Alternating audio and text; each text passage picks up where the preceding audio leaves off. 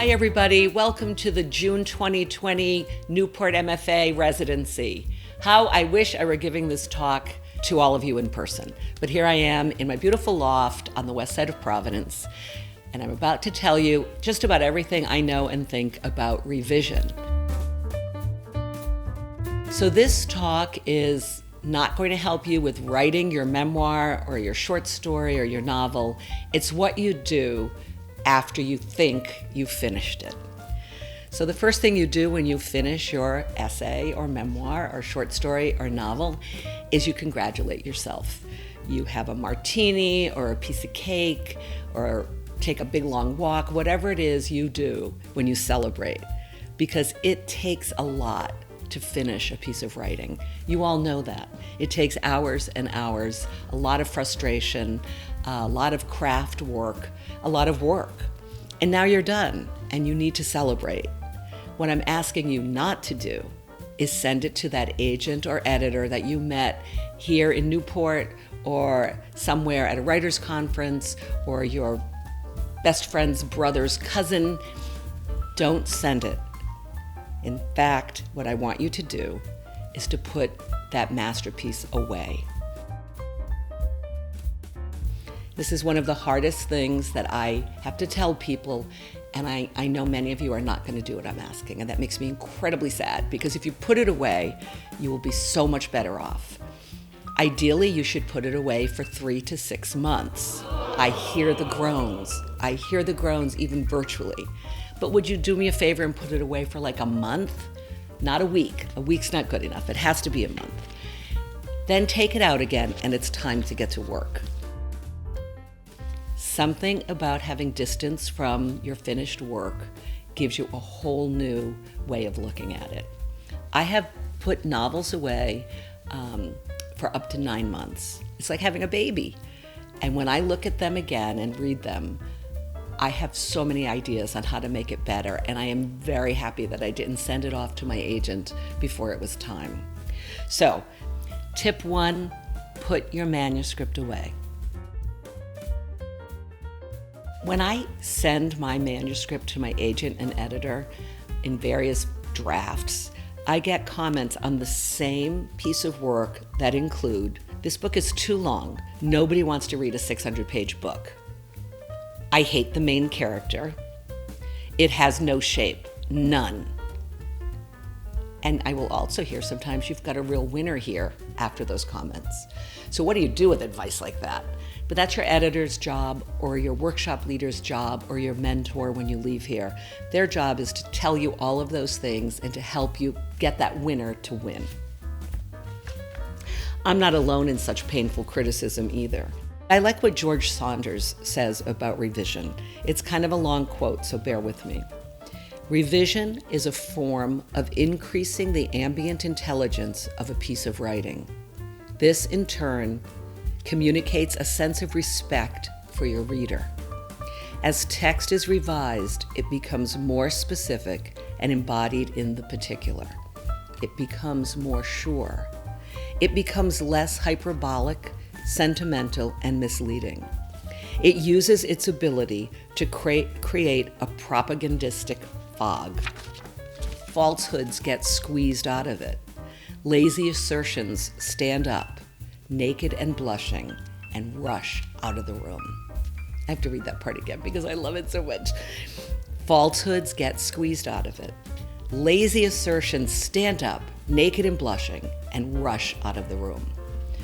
All of those things are in your early drafts, and revision is what gets them out and makes your manuscript really sing.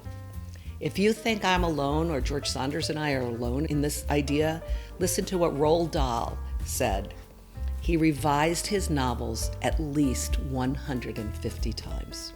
Ha Jin says he revised his novels 30 times. And in a 1956 interview with the Paris Review, Hemingway said he wrote the last page of Farewell to Arms 39 times. Why, he was asked. Was there a technical problem? What had you so stumped? And Hemingway replied, "Getting the words right." Revision helps you to do that. I'm not alone. and getting painful criticism and having to go back and revise over and over and over. I can't match Roald Dahl's 150 revisions, but my novel, The Knitting Circle, I revised over 70 times. Everyone knows and loves the writer John Green, who wrote The Fault in Our Stars, amongst other wonderful books. He and the writer Adam Gidwitz share an editor named Julie Strauss Gable. And here's what they have to say about her. Gidwitz says, "Whenever I get a letter from her, I go through this mourning process. The first day, I rage all day. The second day, the tears set in. And I say she's right and I'm a terrible writer. The third day, I say I'm not a terrible writer, but I can't write this book. The fourth day, I get to work. And that work is revision." Mr. Gidwitz added that as much as he dreaded receiving one of Miss Strauss Gable's editorial letters, he has come to depend on them. And John Green still vividly recalls the opening line of a stinging critique that Julie Strauss Gable, his editor, delivered after reading an early draft of The Fault in Our Stars. The first sentence was, "I really enjoyed reading the first draft of this promising and ambitious novel." And the rest of the letter was 20 pages of her tearing it apart. Her editorial letters are famous for their ability to make you cry and feel anxious. They're very long, very detailed, and very intimidating. And I have to tell you guys something, that's a good editor. That's what their job is, to make you work harder and get your novel or your memoir exactly right. One of her more memorable barbs described an overwrought climactic scene in the novel as reading like bad John Green fan fiction, Mr. Green recalled. He changed that ending. And now let me share with you two stories of rejection that, with endless revision, turned them into published books. In 1920, This Side of Paradise was published, launching 23-year-old F. Scott Fitzgerald to fame and fortune. The first version of that book was called The Romantic Egotist, and Fitzgerald started writing it in the fall of 1917 while awaiting his commission as an Army officer. He wrote most of the manuscript at Fort Leavenworth, Kansas, and sent chapters, as he wrote them, to a typist at Princeton University where he had been a student. In March 1918, he submitted the novel to Charles Scribner's Sons. Scribner's rejected it, but encouraged Fitzgerald to revise it.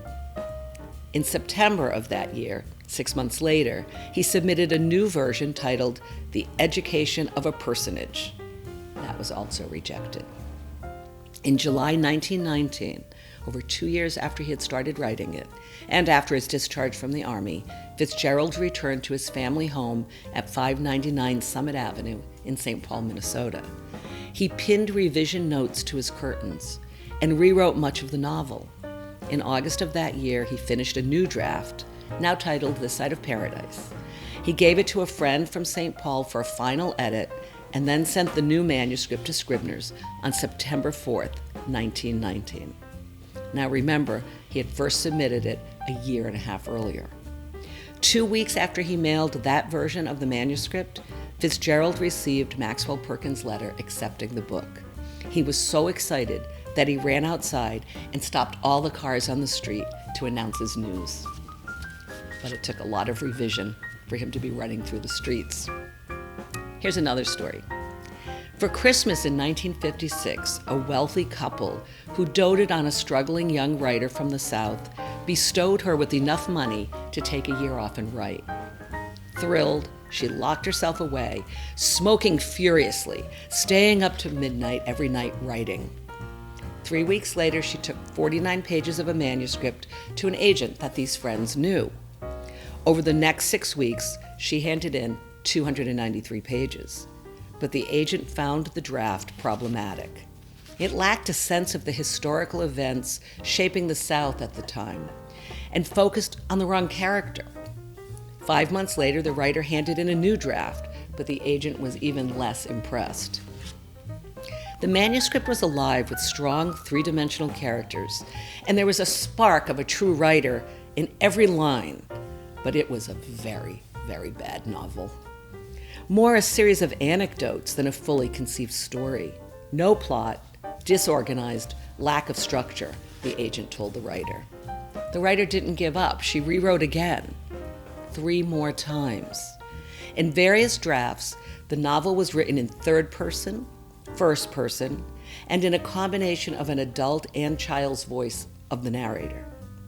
Living alone in New York and out of money, she once threw the manuscript out the window into the snow. She was so frustrated. Finally, in 1959, 3 years later, the book was bought and published. It went on to win the Pulitzer Prize and sell over 40 million copies. I know you've guessed it. It's To Kill a Mockingbird. The key to both of these success stories is revision. So, I told you to count that Put It Away as number 1, but there are 10 more to follow. 10 tips for how to revise, how to get you to have that success story that Harper Lee and F. Scott Fitzgerald, George Sanders, John Green, and I have had. Tip 2, develop and keep writing habits. One of the things I have found is that we teachers of writing tend to give advice that can really easily be misconstrued. Something like, write every day for 2 hours, or just write every day, or write every morning. And I feel like that's not really fair to you, the beginning writer, because not everyone can be on our schedule. So you have to develop writing habits that you can keep. Only you know how your days go and what your life is like. Maybe you have young children. Maybe you're taking care of elderly parents. Maybe you're too in love to think straight. Maybe you're too depressed to think straight. You don't want the burden of something you can't do to make you feel like a failure. I have a friend who was a middle school English teacher. She had to teach 5 13-year-olds English every day, give them quizzes and writing assignments and reading assignments, and she had tons of papers to correct. And she was feeling like such a failure because she couldn't do what every writer was telling her to do, write every day. She was too tired. She was too burned out. And after she taught all day, she had to feed her own kids, help them with their homework, and then correct all those papers. It wasn't until one Saturday when her husband took the kids to see his mother, like he did every Saturday, that she realized, wait, this is when I can write. The house is quiet. They're not going to be home for 4 hours. And thus began a Saturday writing schedule that she could keep. Now look, it took her longer to write the book and to revise it and get it ready for publication because she was only writing 1 day a week and in summers when her kids went to summer camp. But it worked for her and she didn't feel like a failure anymore, as she knew when she could do it. That's developing a good writing habit. Flannery O'Connor wrote in a letter to her friend Cecil Dawkins, "I'm a full believer in writing habits, pedestrian as it may sound. You may be able to do without them if you have genius, but most of us only have talent. And this is simply something that has to be assisted all the time by physical and mental habits, or it dries up and blows away." I see it happen all the time, O'Connor said. Of course, you have to make your habits in this conform to what you can do. I write only 2 hours every day because that's all the energy I have. But I don't let anything interfere with those 2 hours. At the same time and the same place every day. This doesn't mean I produce much out of the 2 hours. Sometimes I work for months, 2 hours a day, and have to throw everything away. But I don't think any of that time was wasted. Something goes on that makes it easier when it does come out well. And the fact is, if you don't sit there every day, the day it would come out well, you won't be sitting there. Some writers, instead of hours, their working habits mean how many words they write a day. John Steinbeck, when he was writing The Grapes of Wrath, promised himself he would write 2,000 words a day. Now, he didn't have anybody to keep him to that promise, so he kept a daily journal and he wrote down how many words he'd written. If it was under 2,000, he explained to himself why he couldn't do it that day. One was his wife getting appendicitis and having to be rushed to the hospital. Tip 3, find a trusted reader or two. The wonderful short story writer, Amy Bender, made a contract with a friend, another writer. Every January 1st, they tell each other what they will produce in a week.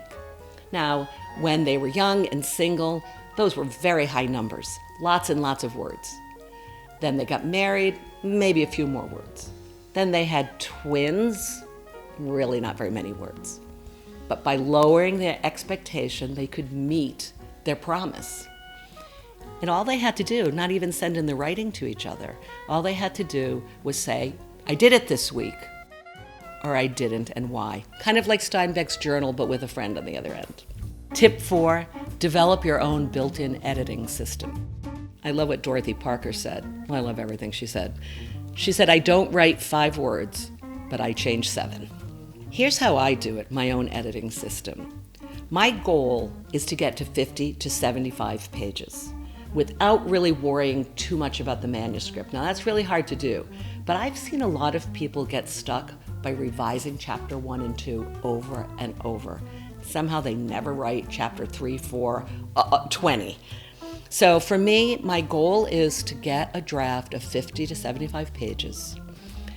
And when I get that much, then I read it and I see the kind of shape I want the story to have. Not the shape it's in, because it's in pretty bad shape, but the shape of the story. Like, are my chapters super short, which is fine?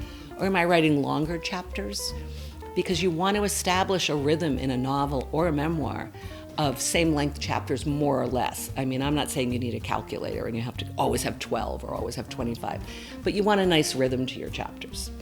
The other thing that I do for a built-in editing system is every day when I work, I read aloud. This kind of sounds like mumbling if there's people around, because I'm sort of whispering it to myself. But I read aloud just what I wrote the day before. It's so helpful. Number one, you hear, if you have a good rhythm going, you catch cliches when you say them out loud. Ugh, it's terrible. Or like lazy language. But it also kind of gets me back into the story. I feel like, oh, here I am. Oh, that's right. He's at the museum now. Great. I know just what I have to pick up and do. I also feel when you're alone in a room and you're reading your own work and you come to a word or a sentence that makes you kind of, grimace, like you're embarrassed. If you're embarrassed reading it alone in a room, you do not want to send that sentence or that page to an agent or editor, or even to your workshop. So it's just a great way to have a self-editing system. The poets Jane Kenyon and Donald Hall didn't show each other or anyone early drafts. But after they'd worked over a poem and edited it in solitude for a very long time, their first reader was always the other.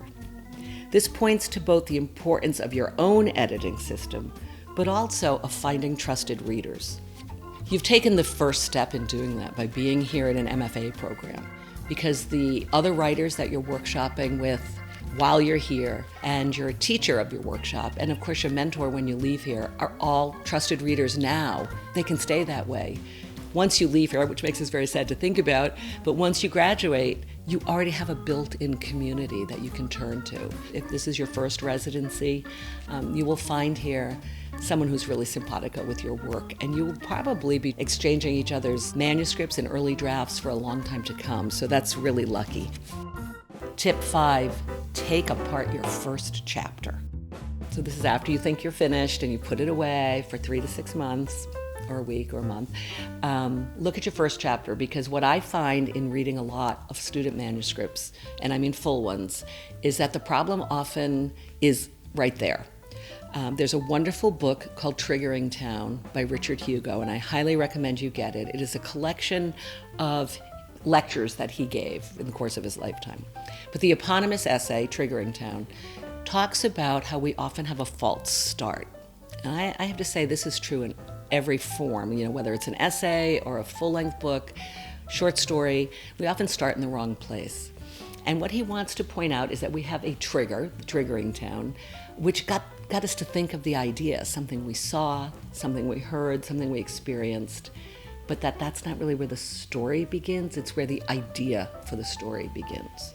So a really good piece of advice is to look at that first chapter, because I can't tell you how many times my advice to a writer has been, your story starts on page 3, your story starts at chapter 2. Once I even had to say to someone, your story starts on page 220, but that was very unusual. But that just shows you how the trigger, how you have to find your true beginning. Michael Curtis was the longtime fiction editor at The Atlantic, and for a long time he didn't even have interns. He read every story that came in. It was hundreds in a month, and they only bought 12. They ran one every month. And what he realized is a lot of stories that he said no to started with backstory instead of the present story. Or even worse, and I see this all the time, and I bet already you're going to think, oh no, that's what I did, because it's so common. You start the present story, and then within a sentence or a paragraph, you go into backstory for the rest of the page, or sometimes even for several pages. And his point is, if the backstory is taking up so much space so soon, maybe that's the story you should be telling. And if it isn't, get it out of the beginning. The wonderful late writer Anita Shreve has 2 warning signs for your first chapter. Don't start describing the weather. It's kind of like the writer clearing his or her throat. To just say, well, like I'm looking out the window here, and if I were to start my story, I'd say it was a windy day, it was spring, there was green leaves on the trees, the branches were swaying, the sky was getting grayer. What is that about? It's really just a way to try to get into your writing, but doesn't really belong there necessarily. So watch out for describing weather, clouds, big red flag. But the other thing she said, and I totally agree with, is don't start your story. And I'm using the word story to mean short story, novel, memoir, essay. We're all telling stories. Don't start your story with your character waking up, because everybody kind of wakes up in the same way. The alarm goes off and you don't want to get up, and so you hit snooze, you dig under your covers deeper, it goes off again, maybe there's some groaning, you get out of bed, you maybe look out the window, and what most of us have to do when we get up is go to the bathroom, and I can't tell you how many characters I've had to watch go to the bathroom, because so often people make the mistake of starting with their character waking up. Go to the bathroom, really big place to make a mistake, your character looks in the mirror, and that's how you're going to describe the character to your reader.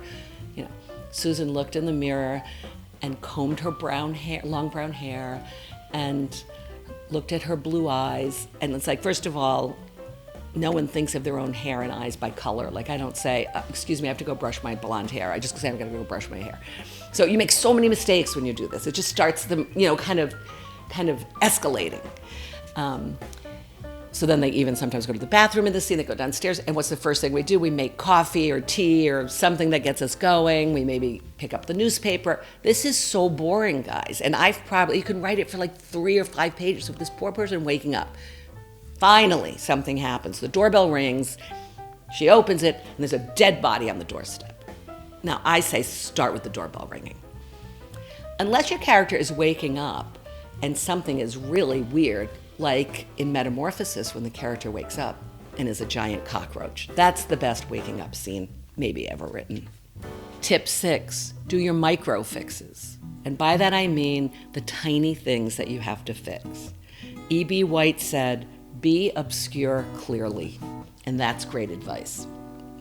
So the little things you have to fix. These aren't the big character problems, or we'll get to those, don't worry, but this is the micro.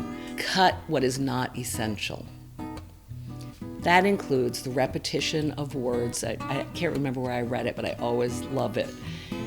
There's only room for the word cocoon once in a story. In other words, you get these favorite words, and they really kind of drive the reader crazy. Repetition of words or phrases, scenes that do the same thing, so there's no movement. The character is doing something and feeling the same in each of 3 or 4 scenes. Which of those can be cut? Probably all of them, most of them. It also includes small, meaningless actions like smile, nod, wink, turn, frown, laugh, look. Those things take up so much space in your story and on the page, and they don't mean anything. Sometimes I've had students act out what their characters are doing, and it's a bunch of people nodding and winking and turning and frowning and laughing and looking like, like they've just escaped from somewhere. But your instinct is right to add an action. I have to say, I think that's a really a move we make instinctively, because we're like, God, it's a lot of exposition or a lot of dialogue, and I should have my character do something, so I'll have her turn and nod. You can probably replace about 70% of those, or delete them altogether. If you need an action, use something, replace it with something that reveals something about the character. So instead of nodding and winking, could she be looking at a scar on her hand that's going to be important to the story, like kind of rubbing it? Think about your character and what we need to know about him or her. Great place, great opportunity for foreshadowing. I'm going to say laughing and looking, not such great foreshadowing. Micro revision also includes checking your punctuation and spelling. I cannot believe how many students I've had who tell me I'm just not a good speller, but it's like our craft, our tools are words. And if you're not a good speller or you never learned how to do proper punctuation or grammar, you have to either learn it or find someone who can help you. And that someone is not your computer. Spell check can be disastrous. I would be a rich woman if I had $1 for every student who had people walking down a grocery store aisle, I-S-L-E, because spell check recognizes it as a word, but a grocery store aisle, as I'm sure you all know, is A-I-S-L-E. And so a lot can get past your computer, that function. I love the story of Oscar Wilde. He was at an English house party for a weekend, and he excused himself to go and write, which made his hostess kind of angry because she had invited him and she wanted him there to be witty and, go along with everything they were doing.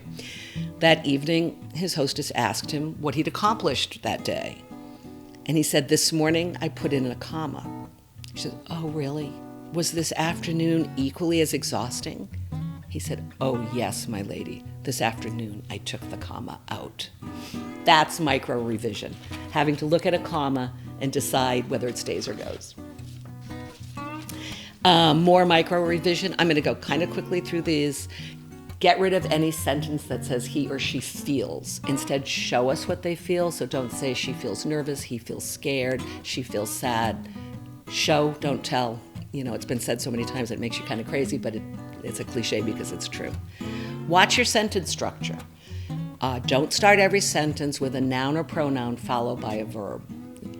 He drove, he walked, he got out, he sat, he looked. Really lazy sentence structure. Invert your sentences. Also be aware if every paragraph starts with the same word, like Lily or he or they. It looks really bad on the page. It's just more lazy writing. Watch out for overly long sentences and watch out for overly long paragraphs. Nothing looks worse to a poor, beleaguered editor or agent than opening a manuscript and seeing no paragraph breaks for like 10 or 15 pages. It just looks like a big, dense academic work. Check your dialogue. Dialogue has to do a lot of work for you, and I actually have another lecture that maybe I'll do next time, and maybe in person, on how to write good dialogue and what it means. Dialogue has to develop character, or it can move plot, or it can establish setting, it can foreshadow, you can use it for metaphor or theme, it can reveal some backstory, it can give pertinent information that the reader knows to read further, but it has to do at least 2 of those at the same time. Develop character, move plot, establish setting, foreshadow, metaphor, theme, backstory, information, but at least 2. Do just 1 and you're going to have really flat dialogue. Tip 7, do your macro fixes. Again, you want to look at the beginning for macro. A good piece of advice that someone gave me that I think about when I start something is you begin the day something changed. Humpty Dumpty sat on that wall a really long time, but we don't read about him till he falls off. We don't have days and days of him up there. I've already told you about the weather and waking up and starting in the right place. The other things that you have to look for in macro revision, does the timeline add up? And I have to tell you, this is kind of a weak point of mine. I think it's moving along chronologically, or that when I've gone back in time, everybody's the right age and it's the right year, and I'm almost always wrong. That is one of my biggest revision things, is setting the time right. A hard one for you to judge, and this is where that trusted reader will really come in handy, is if the story is logical and if the story is believable. Because we make up stories that can be quite fantastic and they make perfect sense in here. And somehow when we put them on the page, there's huge logic or believability gaps. Underdeveloped characters, really one of the biggest things we have to do in revision is make our characters particular. and not sort of generic. Tip 8, get rid of those loose subplots. Too many things going on. Really overloading the plot with minor things. Jim Robison, the wonderful short story writer, has this great idea that I want to share with you for macro revision. And that's what I call the 3 things. He says a story must have 3 ingredients, not 23, and not 1. Like oral surgery, Puccini, and divorce. Or a hurricane, a niece, and physics. If I have 3 large thoughts or intuitions about 3 varied things, I can write a story, he said. The idea of using 3, George Bernard Shaw said something similar. The Shavian theory is to have 3. Now that you've done all of that work, I'm going to ask you to do something that I bet you haven't done before. Tip 9, take your manuscript on a date, and then another date, and another date, and another date. Print it out, not the computer. Print it out. I like to take my manuscript to a coffee shop, get it out of your office or the table where you write. I want you in a new setting. You don't want to take your manuscript on a date to someplace you always go. You want to go somewhere new. I want you to bring pencils, good old pencils. But Truman Capote says he revises not with a pencil, but with a sword. So those pencils are going to be your sword. And you're going to sit down, and this is what I do, and I read it from beginning to end, crossing out, scribbling in the margins, finding better words. Sometimes I write whole new scenes on the back of the pages. Then I come home, and oh, by the way, that usually doesn't take 1 date. This is a long-term relationship. It might take, depending on the shape of the manuscript, it could take 2 weeks of this or more. And then I come home, and I put all of those changes in the computer. Now, in a way, I'm doing another revision when I do that, because I look at my notes and sometimes I think, still not right, or I think, oh, the old way was better, or I need yet another scene. So that putting your notes back into the computer is actually another full revision. And now you might think I hit send and it goes right to my agent or editor. That's not right. I print it out again and we start another dating routine. Go back to the coffee shop or wherever, and I do the same thing. I read through it, I mark it up, I put it back in the computer, and guess what, guys? I still don't hit send. I think I told you the Knitting Circle had how many revisions? Lots of dating there.